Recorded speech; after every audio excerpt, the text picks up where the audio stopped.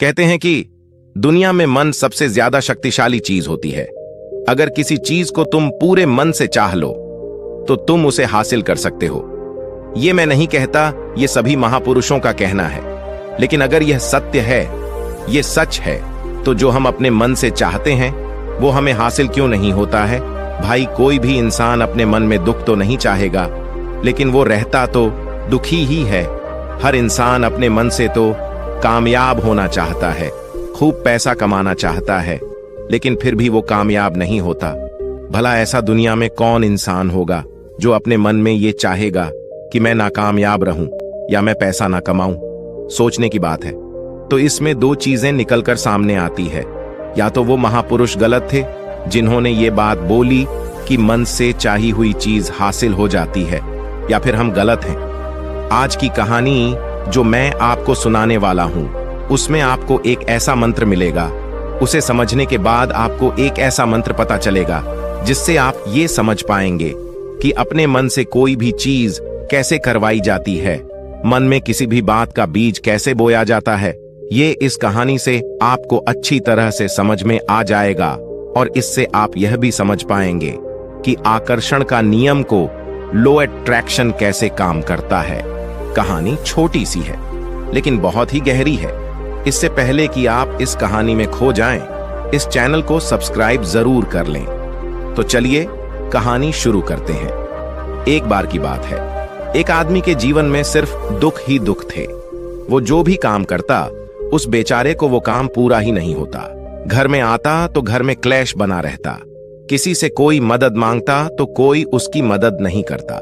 ऐसा लगता था कि चारों ओर से दुखों का पहाड़ उसी पर टूट पड़ा है। उसे समझ नहीं आ रहा था कि मैं इन दुखों से पार कैसे पाऊं। वो दिन रात यही सोचता रहता कि अपने दुखों से छुटकारा कैसे पाना है। इसी कारण से वो रात में सो भी नहीं पाता था। उसकी आंखों के नीचे बड़े बड़े काले घेरे बन गए थे, जो इस बात का प्रतीक थे कि वो आदमी कितना दुखी है और कितना चिंतित है। कभी कभी तो उसके मन में आत्महत्या करने की भी ख्याल आते थे, लेकिन अपने परिवार की चिंता करके वो ये कदम नहीं उठा पाता था। वो इतना दुखी हो गया कि उसने निर्णय किया कि वो इन दुखों से छुटकारा पाके ही रहेगा।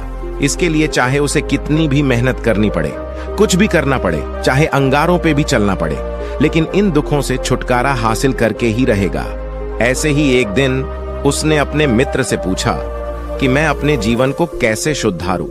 उसके मित्र ने उसे बताया कि तुम किसी बाबा के पास जाओ। बाबाओं के पास ऐसा मंत्र होता है जिससे सारे दुख मिट जाते हैं, जीवन खुशियों से भर जाता है और धन संपदा भी हासिल हो जाती है।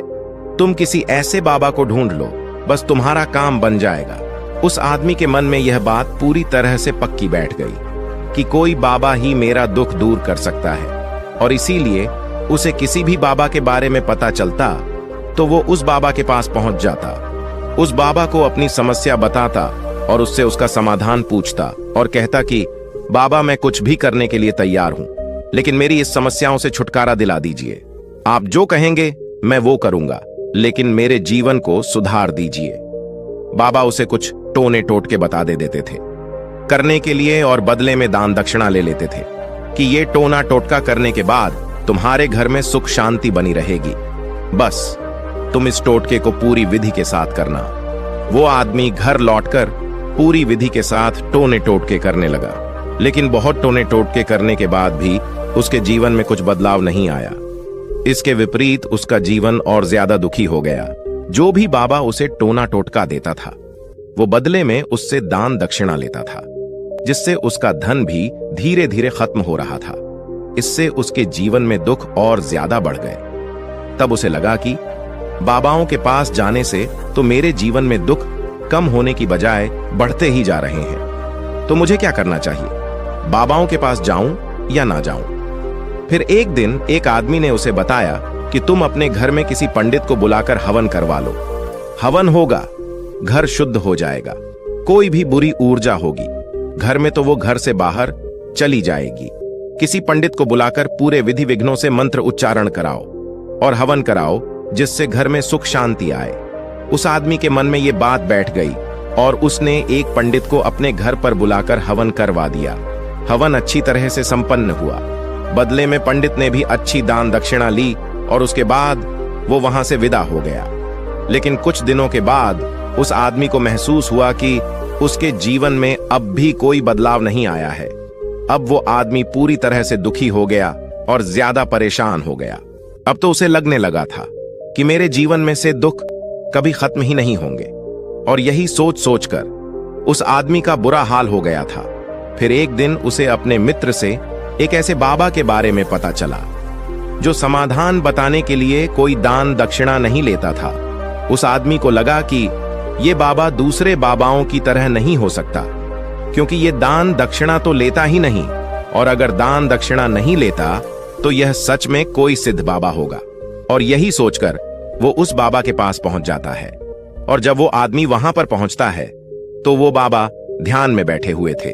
ये देखकर वो आदमी वहीं पर चुपचाप बैठकर ध्यान से बाहर आने का उनका इंतजार करने लगा।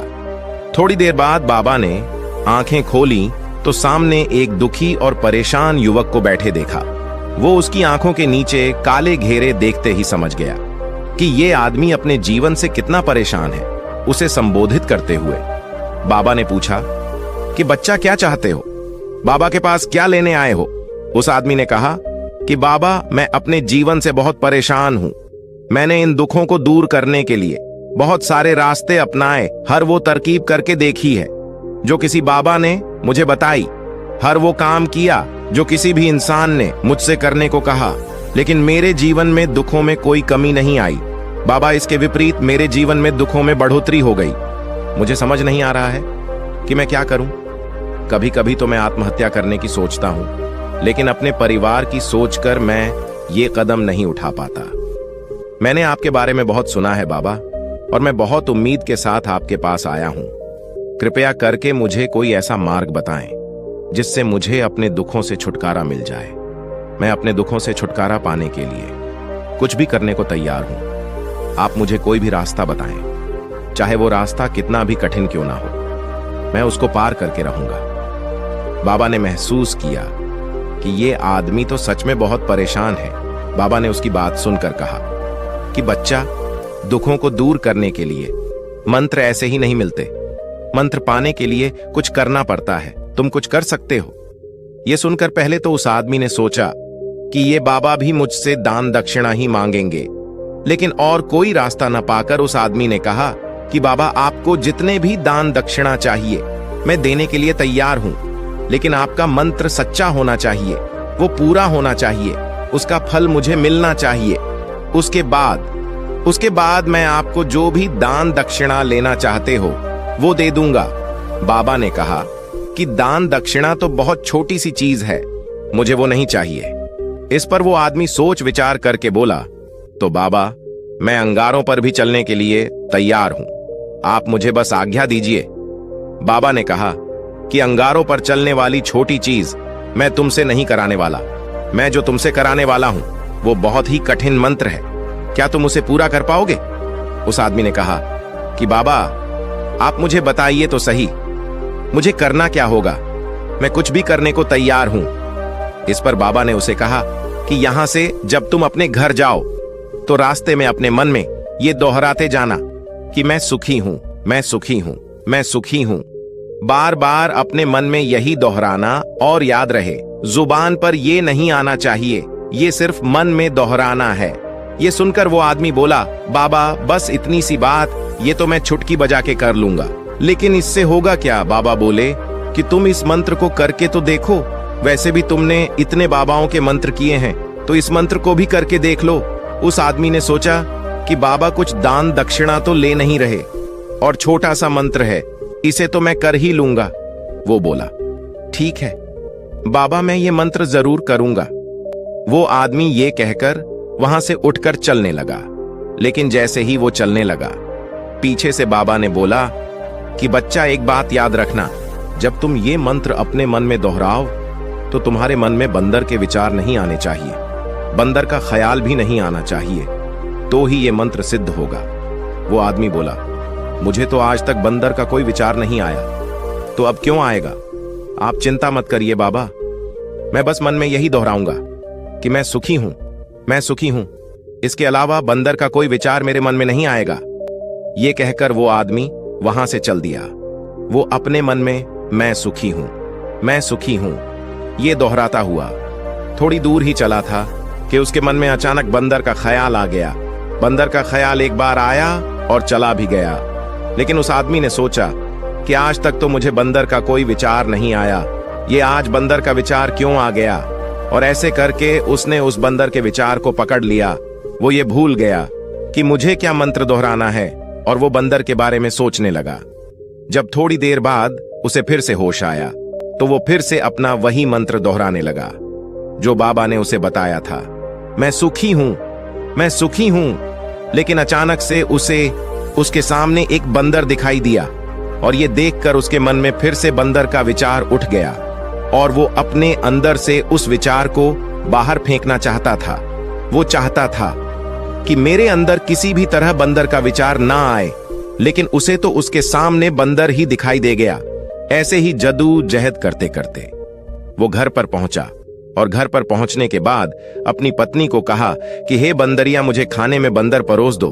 और जब उसे एहसास हुआ कि उसने क्या बोल दिया, तो वो अपने बाल नोचने लगा।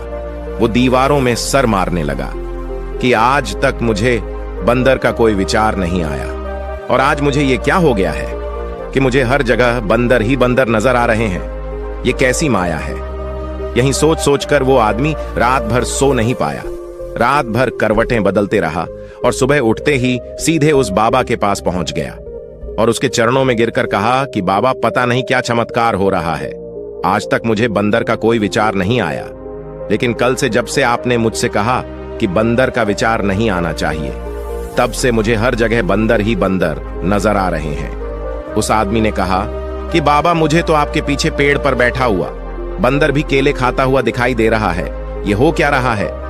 बाबा ये सुनकर बाबा हंसने लगे और कहा, बच्चा, मन का जाल एक ऐसा जाल है जिसे समझ पाना इतना आसान नहीं है। बंदर तो तुम्हारे रास्ते में पहले भी आते थे।